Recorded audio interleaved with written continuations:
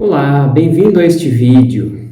Estamos percebendo um aumento da preocupação sobre xenofobia, discursos de ódio e a necessidade da sociedade ser cada vez mais inclusiva para com os grupos minoritários.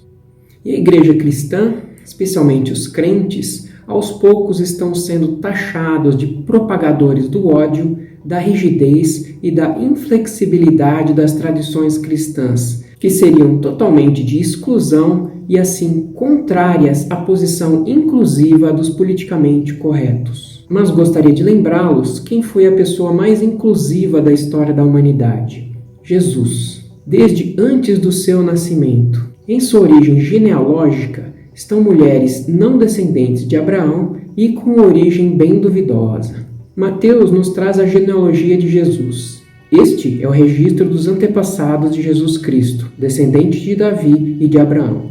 Abraão gerou Isaque, Isaque gerou Jacó, Jacó gerou Judá e seus irmãos. Judá gerou Pérez e Zerá, cuja mãe foi Tamar. Pérez gerou Esrom, Esrom gerou Rão.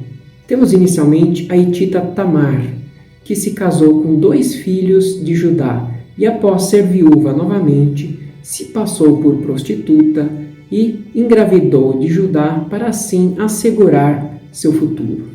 Ela engravidou de gêmeos e lhes deu o nome de Pérez e Zerá. A linhagem de Jesus continuou com Pérez, que significa romper ou brecha. Isso porque na hora do parto, Zerá pôs primeiro a mão para fora e recolheu, e Pérez então saiu primeiro da barriga da mãe. Pérez se tornou o ancestral dos Efrateus e dos Belemitas, ou seja, de Efrata e de Salma, que fundou o Belém. Efrata era o nome antigo da cidade de Belém. E Jesus nasceu em Belém, como sabemos. A genealogia continua. Rão gerou Aminadab, Aminadab gerou Naasson, Naasson gerou Salmão, Salmão gerou Boaz, cuja mãe foi Raabe. Ou seja, vemos outra prostituta na genealogia de Jesus chamada Raabe, que morava em Jericó, na época em que Josué comandava o povo hebreu na conquista da terra prometida. Ela acolheu 2 espiões de Josué em sua casa, os escondeu e com isso foi salva junto com seus bens e sua família. Josué, no entanto, poupou a vida da prostituta Raabe e dos parentes que estavam em sua casa, pois ela escondeu os espiões que Josué tinha enviado a Jericó, e até hoje ela vive no meio de Israel. Eu tenho um vídeo contando a história de Raabe, caso queira assistir depois. E a genealogia continua. Boaz gerou Obed, cuja mãe foi Ruth. Ruth era moabita, e Moabe sempre foi inimiga de Israel. Assim, existem também inimigos de Israel na genealogia de Jesus. Noemi veio de Belém para Moabe, a uns 120 quilômetros de distância, com seu marido e seus 2 filhos, para fugir da fome de lá. Seus filhos se casam com mulheres moabitas, mas os homens da família morrem. Então, Noemi resolve voltar para Belém, e sua nora Ruth a acompanha. Posteriormente, Ruth se casa com Boaz, parente rico de Noemi de Belém. Já fiz um vídeo também sobre Ruth, não deixe de assistir. E por fim, Obed gerou Jessé, Jessé gerou o rei Davi, Davi gerou Salomão, cuja mãe foi Batseba, viúva de Urias. Acredito que conheçam a história de Batseba com Davi. O rei Davi já havia participado de muitas guerras e batalhas e enviou seu comandante do exército para guerrear contra os amonitas. Ou seja, ficou em casa enquanto seu exército guerreava. Ao caminhar pelo terraço de seu palácio, viu Batseba tomando banho. Pediu que a trouxessem e a engravidou. Encurtando a história, pediu para que colocassem Urias, seu marido, que servia no exército, bem na frente do pilotão, para que morresse. E assim aconteceu. Ele morreu, mas também depois o filho que Davi teve com Batseba. Davi tomou Batseba como mulher e Salomão continuou a linhagem de Jesus a partir dela. Ou seja, Batseba surge na linhagem em função de conhecer Davi como fruto de um pecado. Então, revisando, temos na genealogia frutos de pecado, ex-prostitutas e ex-inimigos de Israel. Isso antes de Jesus nascer. Mas e depois? As ações e atitudes de Jesus mostram o quanto ele era inclusivo. Inicialmente, ele conversava com fariseus. Fariseus eram chamados separados ou puritanos e se concentravam muito nas leis e regras e pouco na transformação espiritual das pessoas, e tinham muita influência sobre o povo judeu, chamado plebe por eles. Um exemplo é dado nas conversas com o fariseu Nicodemos, que vinha visitar Jesus à noite. Jesus também conversava com os samaritanos.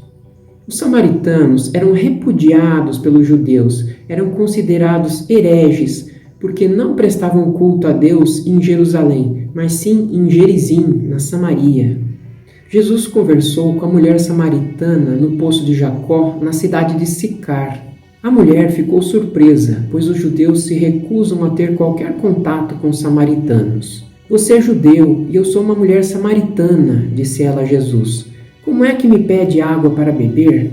Vemos aqui que a mulher samaritana ficou muito surpresa por Jesus conversar com ela. Em terceiro lugar, ele recebeu um oficial do governo e curou seu filho, que estava muito doente. Aliás, a tradição judaica dizia que uma pessoa que entrasse na casa de um gentil ou não judeu tornava-se impura. E Jesus fez isso algumas vezes, como no caso da cura de um criado de um centurião.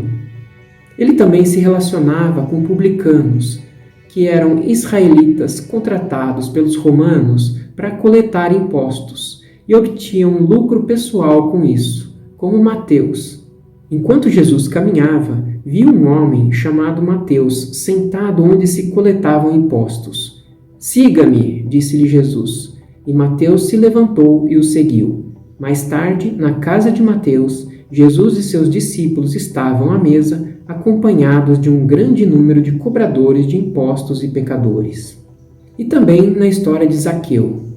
Jesus entrou em Jericó e atravessava a cidade. Havia ali um homem rico chamado Zaqueu, chefe dos cobradores de impostos.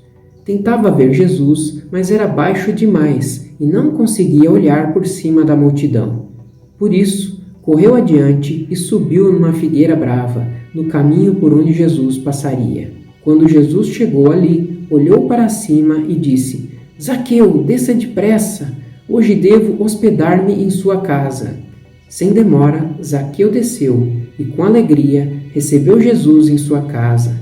Ao ver isso, o povo começou a se queixar.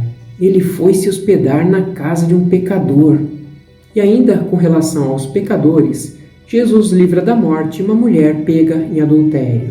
Além disso, Jesus aparece ressuscitado pela primeira vez a Maria Madalena, uma mulher. Naquela época, ser mulher era muito mais difícil do que hoje em dia, porque as mulheres não valiam praticamente nada, sua palavra não era levada em conta e não tinham nenhum direito legal. Por fim, Jesus recebia, tocava e curava enfermos considerados impuros, como ressuscitar mortos, como no caso da viúva, a filha de Jairo, que era chefe da sinagoga, e seu amigo Lázaro, após 4 dias como morto. E Jesus realizou diversas curas nos chamados impuros. Cura de leprosos, cura de um homem com a mão ressequida, cura da hemorragia de 12 anos de uma mulher, além de muitas outras curas, como de cegos, surdos, mudos, paralíticos, etc. E também a expulsão de muitos demônios. Porém, Jesus não impunha a ninguém seus milagres de cura, mas perguntavam o que queriam que ele fizesse.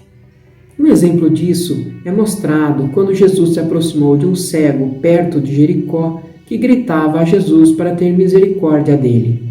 Então Jesus parou e ordenou que lhe trouxessem o homem. Quando ele se aproximou, Jesus lhe perguntou: "O que você quer que eu lhe faça?" "Senhor, eu quero ver", respondeu o homem. E Jesus disse: "Receba a visão, sua fé o curou."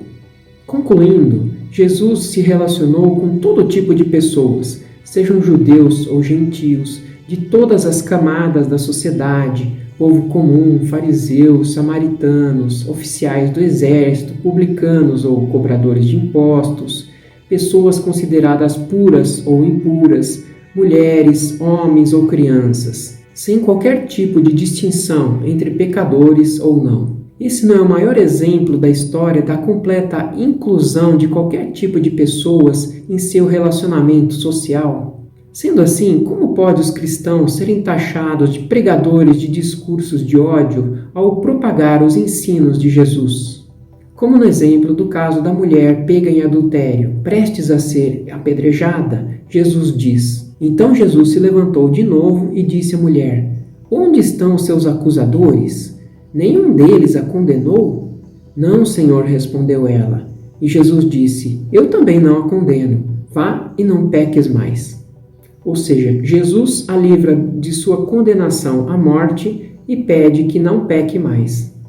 E é isso que a igreja pretende: abrir os olhos dos pecadores, livrá-los da condenação eterna e pedir a eles que não pequem mais.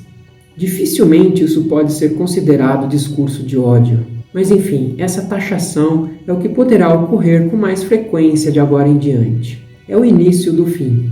Tudo isso, porém, será apenas o começo das dores de parto. Então vocês serão presos, perseguidos e mortos. Por minha causa serão odiados em todo o mundo. Mas tudo está previsto na Bíblia. Antes de tudo isso, porém, haverá um tempo de perseguição. Vocês serão arrastados para sinagogas e prisões, e por minha causa serão julgados diante de reis e governadores. Essa, contudo, será uma oportunidade de lhes falar sobre mim. Todos os odiarão por minha causa, mas nenhum fio de cabelo de sua cabeça se perderá.